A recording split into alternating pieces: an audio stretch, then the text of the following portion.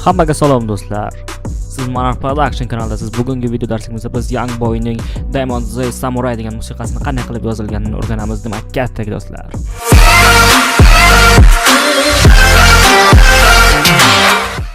Yana bir bor salom do'stlar. Bu musiqa ajoyib musiqa, cloud stilida. Demak, buni qilishimni o'zlaringiz so'radilaringiz, ya'ni kommentariyalarda yana qanaqadir minuslarni qilinishini o'rganmoqchi bo'lsangiz, albatta kommentariyalar yozing va bizga like'lar bosing, obuna bo'ling va obuna bo'lgan bo'lsangiz do'stlaringizni bizga chaqiring. Demak, birinchi bo'lib pianinodan boshlaymiz. Bu yerda karnavay nota B.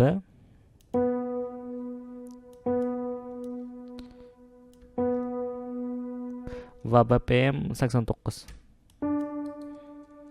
Demak, boshladik.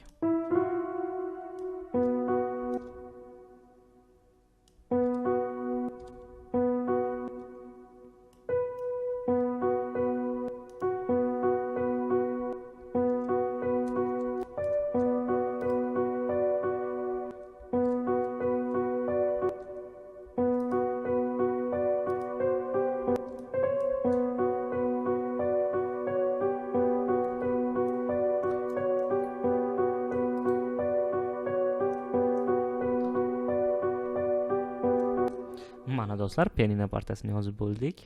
Endi velocity-ni to'g'rilab chiqamiz.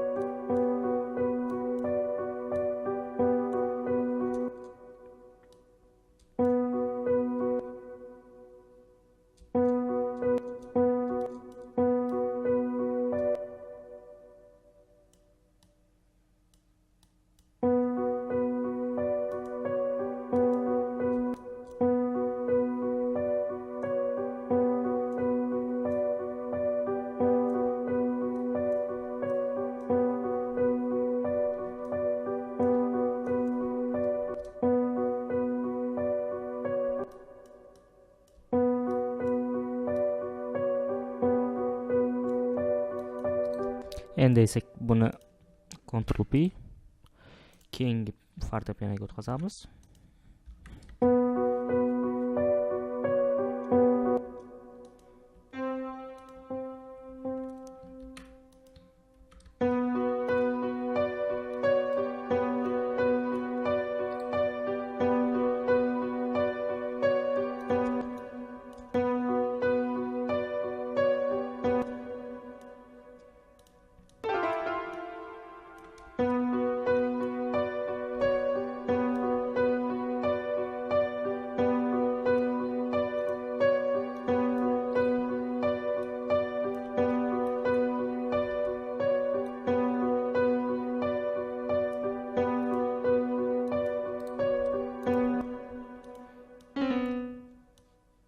Va keyingi fortepianoda esa faqatgina bas notalarini qo'yamiz.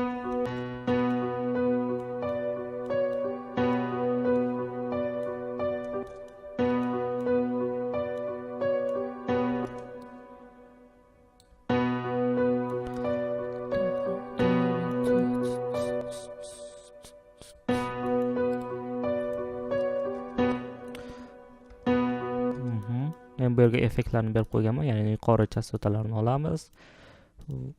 Bunda ham va oxirgi umumiy guruhlarda esa chastotalarni to'g'rilaymiz, reverbratsiya beramiz va delay.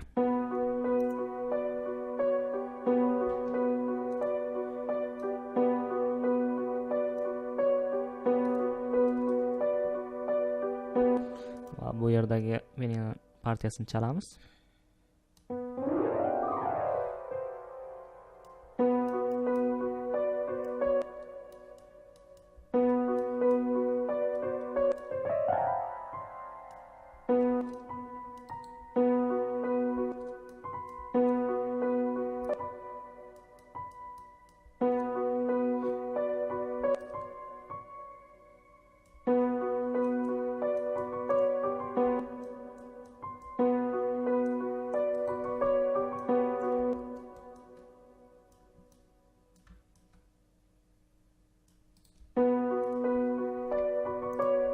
effektlarini ham beramiz. Bu kanalga o'tib, demak, equalizatsiya, transient master va kompressor.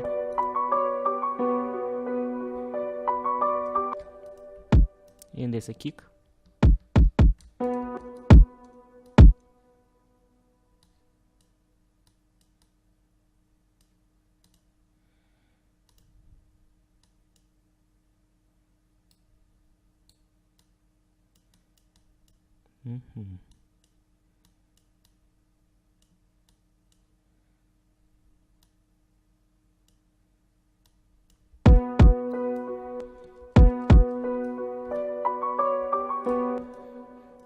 Velocity'sini to'g'irlaymiz, demak.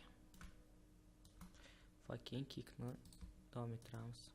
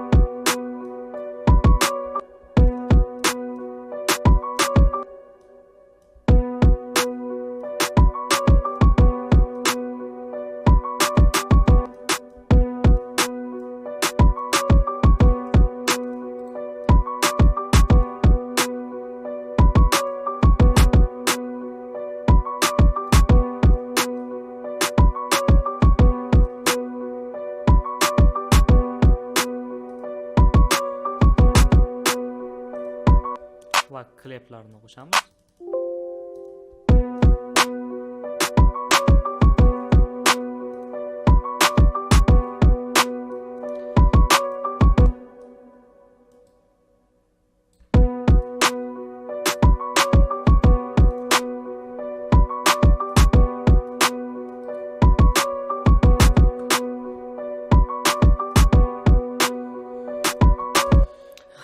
Bu trackda eng oson bo'lgan hi-hatlarni qo'shamiz, demak.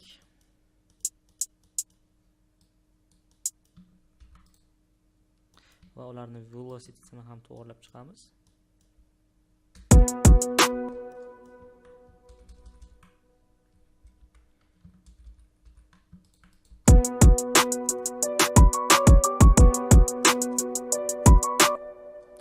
Va 808 juda oson, kickni partasiga qarab. Ctrl L va bats.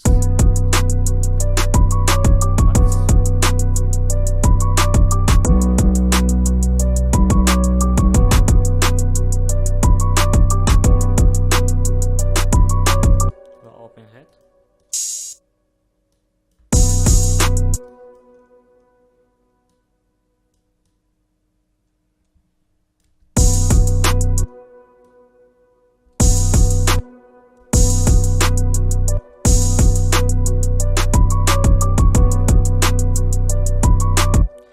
Endi bizga effekt kerak. Demak, Nexus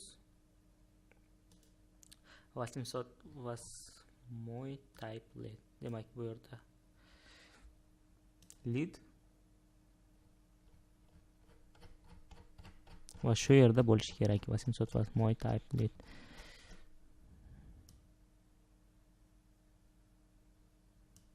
Shu yerdadir, qayerda. Demak, biz bu yerdan sample qo'shishimiz kerak. Demak, C4 ni bosib turamiz. Bo'ldi. Endi bu yerda Edson va bu yerda mana bu rekordni bosamiz va birdaniga C5 ni bosishimiz kerak.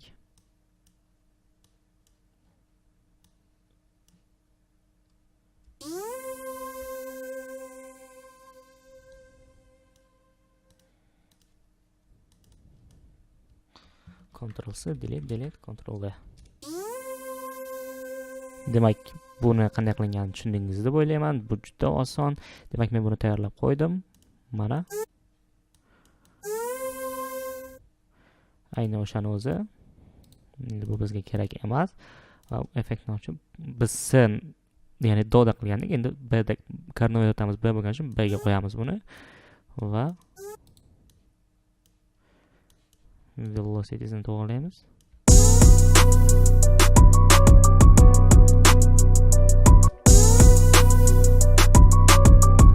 Va uni effektlarini ham beramiz.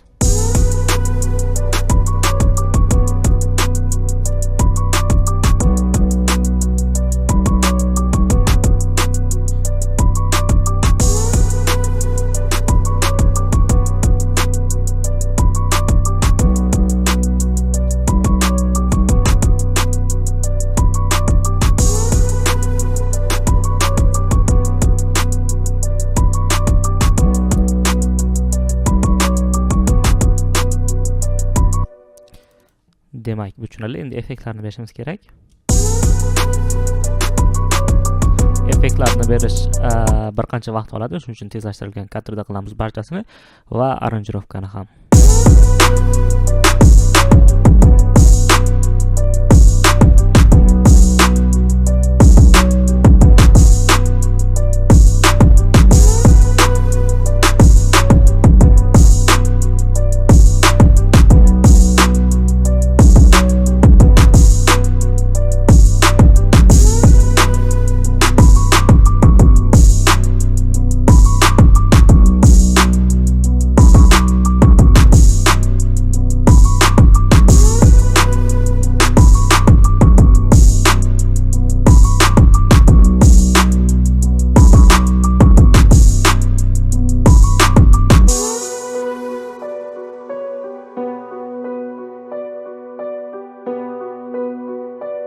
Mana do'stlar, biz effektlarni berib bo'ldik. Endi esa aranjirovkaga o'tsak ham bo'ladi. Bu ham tezlashtirilgan kadrda bo'ladi. Demak, ketdik.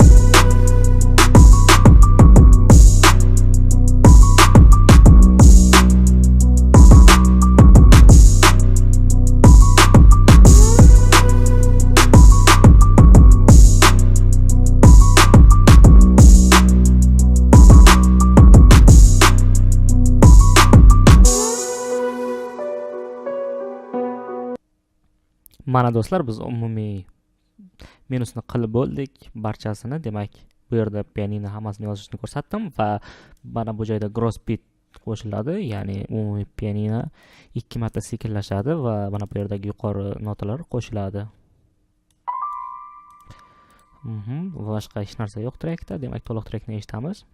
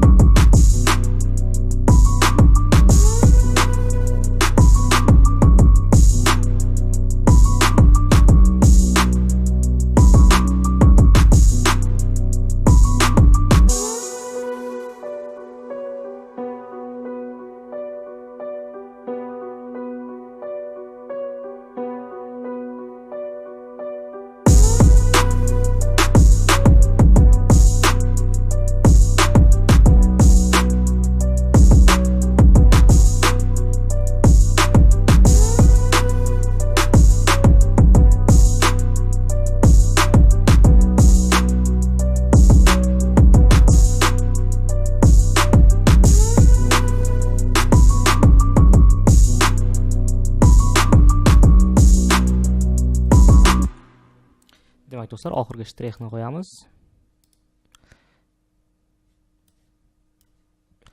Bu yerda automation clip va bu yerdan copy volume paste va mana bunaqa qilamiz.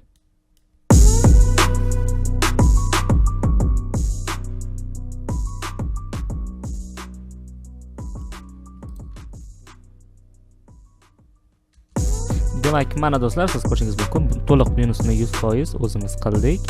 Bir necha 10 minutlik daqiqalar ichida, bilmadim vaqt qancha o'tdi. Xullas, video yoqqan bo'lsa like bosing, bizga obuna bo'ling va obuna bo'lgandan qo'ng'iroqchani bosib qo'ying. Agar siz obuna bo'lib bo'lgan bo'lsangiz, do'stlaringizni taklif qiling. Demak, xayr do'stlar.